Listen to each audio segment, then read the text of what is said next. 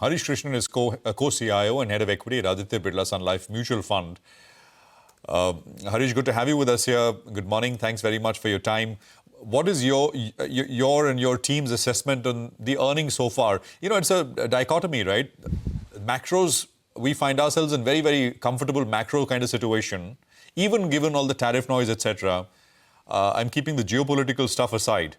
You know, oil and the other usual stuff which kind of defines the quadrant of what we kind of look at macro with regards to India. But on the other hand, earnings are still quite disappointing. They were supposed to be pretty poor for the fourth quarter, and I think they're following the script. Where does it leave markets, Harish? Good morning, Prashant. Right, so of the 150 odd companies that have reported earnings, among the top 500, we've seen about a 5 to 6% growth at their top lines, and a similar kind of a quantum increase when it comes to their bottom line profits. Of course, one needs to keep it in context as to the big reset moves that we've seen over the course of the last 3-4 months.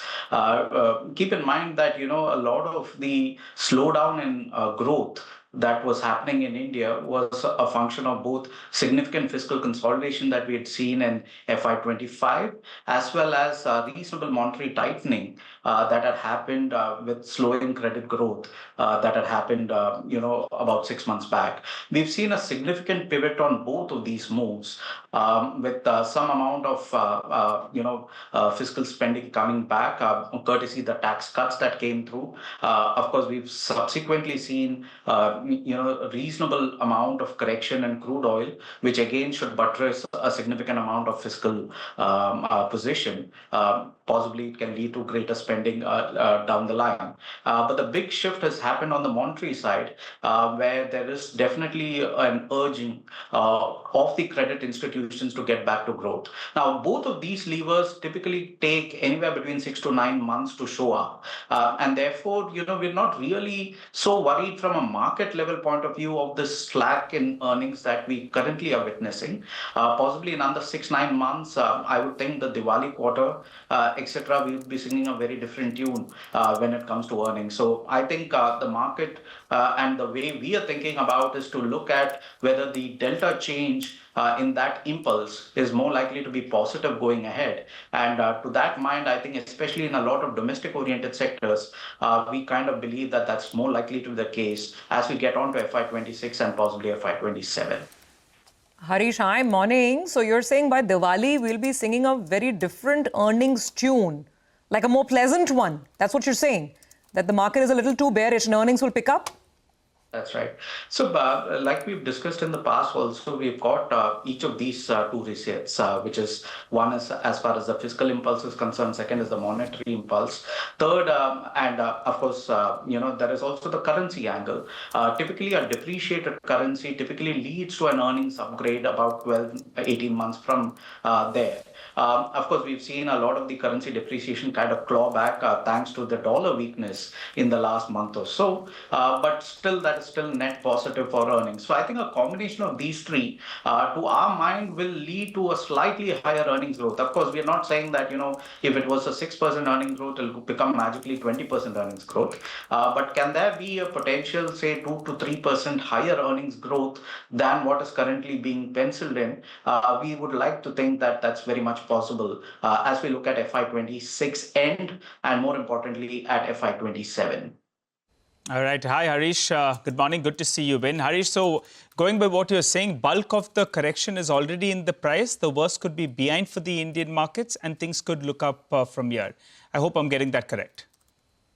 We think so, Nigel. So, when we look at the numbers, right, the Indian market cap has seen a drawdown of about 28% in dollar terms. Now, if you run this analysis from 2001, generally the drawdowns typically peak or bottom out, however you want to look at it, at around anywhere between 30 to 35% in dollar terms. So that really seems to suggest that there's a reasonable amount of flush of that excessive valuations and fraud that was there, over the course of the last year or so, that's kind of got cleaned out. Another data point that may be of interest to the foreign allocators, because we've seen significant amount of foreign selling in those 6 months. If you were to look at India's share of the world GDP, that's currently tracking at about 3.75%. And in our assessment, over the course of the next decade or so, this 3.75% of the world GDP is anywhere likely to track between 6 to 8%. That's pure math. The fact that, on a nominal base, we're growing at a faster rate compared to the world economic activity. More importantly is India's share of the world market cap. That bottomed out at 3% in March of 2025. The key question that foreign allocators will start thinking about is, if in a decade from now, we're likely to see anywhere between 6 to 8% of world economic activity, is 3% of world market cap a good enough entry point to participate in that long runway? We certainly do think that that's a very good time frame for global capital allocators to come through, and which is why, in totality, we do think that the worst is likely behind. That doesn't mean that, the next month we're going to see another positive month, etc. But we are definitely thinking that, one needs to be constructive on markets and on Indian equities going ahead. How do you talking about asset allocation, how have you all changed your allocation strategy? Say when we had gone into that, in a bit of a tizzy in the month of March, what was it at that point of time? Exposure to equities. Currently, what is it, and how do you see it moving ahead? Sure. So if you look at our asset allocation products, let's take the Balance Advantage Fund. We were at about 38% in mid of October when, the carnage kind of started. As the correction happened and valuations became more attractive and the froth kind of died out, we went close to about 70% in mid of March. Currently, we are at about 68, 69%. So we're pretty much holding on to those levels, which we've seen in, mid-March. In terms of our asset allocation. Just in terms of context, this product broadly varies from 30% to 80%. That's the gauge of equity valuation. So we are close to the higher end at this point of time, given the reasonable attractiveness of Indian equities from a long-term point of view. By the way, I just want to point out Kotak Mahindra Bank, worthy of a mention here, because stocks down 5%. And because of this downward draft, SBI is also down 1.5%. The upside or the counter that we were getting from HDFC Bank and ICICI Bank, suddenly it's not enough. The bank nifty slipped because of these two banks. 5% down on Kotak Mahindra Bank. And, just a revision here, Kotak's asset, or rather advances growth is about 13% year on year. And the market perhaps is feeling it's not enough. Even the quarter on quarter growth, perhaps not enough. Harish, comment on this. Growth concerns for lenders, given the fact that they've run up very nicely through April. What would you play here in large banks, and how valid are some of these growth concerns? I think, the reaction of the results are more a function of the fact that they had run up quite well, going into these events. Many of these banks are up 20-25% year to date. And therefore, there is some kind of booking of those profits. Like I said, we do think that, the overall credit growth is likely to head higher as we look at over the course of the next year and two. We think that, the larger financiers are extremely well placed, primarily because they've got very good capital positions. The extent of competition which is there in the overall credit market has actually kind of come down quite significantly. A lot of fintechs, etc., were breathing down their necks. They're no longer there. Even a lot of smaller franchises, their access to capital markets is kind of starved at this point of time. So we think that the large banks definitely are in a very good position. Yes, we do think that India cannot do with just 4 banks or 5 banks. There needs to be a lot more credit institutions that need to thrive. And therefore, we are playing a barbell through a basket of the significantly undervalued private financiers, which are below book.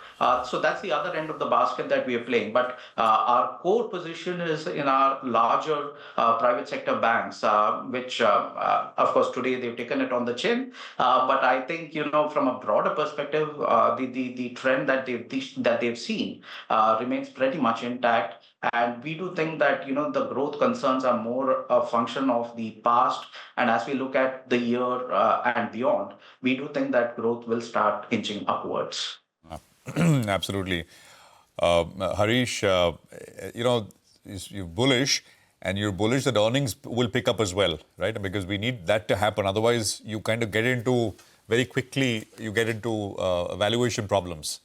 So earnings have to expand. What is your sense? I mean, by Diwali, as you said, I mean, things will look very different. So for 26 and beyond, what kind of earnings growth are you expecting, Nifty? So again, just to kind of nuance it, it's not, like I said, we're not expecting a 20% earnings growth to come through anytime soon. It's still a muddle through economy.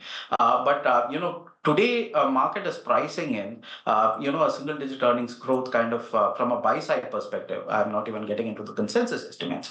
We do think that a 12-13% growth is quite possible as we look at the end of FY26, and that can further improve by 1% or so when we look at FY27. Of course, there are a lot of moving parts, notwithstanding the global part of it, which we haven't discussed. But even when we look at the global perspective, we do think that India is more favorably placed, even amidst the global wars. Of course, if there is going to be a complete uncertainty, a phase of uncertainty that's going to cripple decision making, then of course, we will see some kind of a pressure. But the way the markets have reacted, and again, I'm not talking about the Indian markets, I'm talking about the US markets, where, they've kind of recovered almost all the losses that they did post-Liberation Day. It does seem to suggest that the market view is that, we will not be going through this prolonged phase of uncertainty beyond the next 3 to 6 months. If that really is the base case, we do feel very optimistic about earnings improving. Again, the trajectory and the rate of change is what we are talking about. We are not talking about a very significant magnitude of that delta change. But the rate of change is definitely, to our mind, looking to be far more positive as we end FY26 and as we get into FY27. Harish, compliments to you. I think you are one of the most bullish voices that I've heard in the last several weeks. It really stands out. And that Diwali call we shall remember. We'll talk to you, of course, along the way and around Diwali as well. We really hope, for the sake of the markets and the economy, that what you're saying is really what comes through. Thank you for joining in. Have a great day. Thank you.